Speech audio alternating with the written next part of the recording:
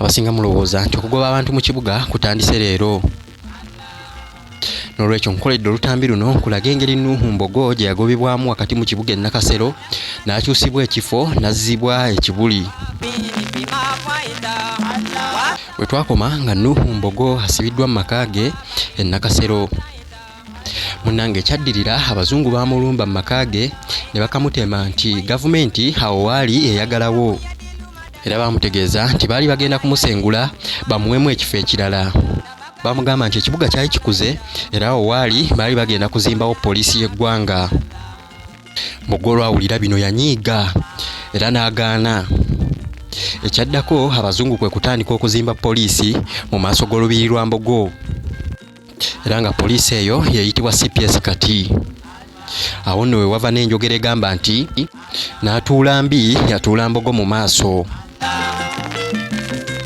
Munnange Mbogo agenda okulaba nga taabisobole n'apondooka era bwe batyo ne bamusengulawo. Awo wonna ewali City Square lwali lujja lwa Nuhu Mbogo. Bwe batyo baamutwala ekibuli ne bamugamba okuzimba ennyumba ye awo wennyini ewali omuzikiti. Wabula Nuhu Mbogo yagaana okuzimba ennyumba ku kasozi ako, wabula n'agizimba mu kikko. Awo wennyini ewali amaka g'omulangira Kasimu Nakibinge. Era n'ennyumba ya Nuhu Mbogo weeri. Emazeewo emyaka egisoba mu 43.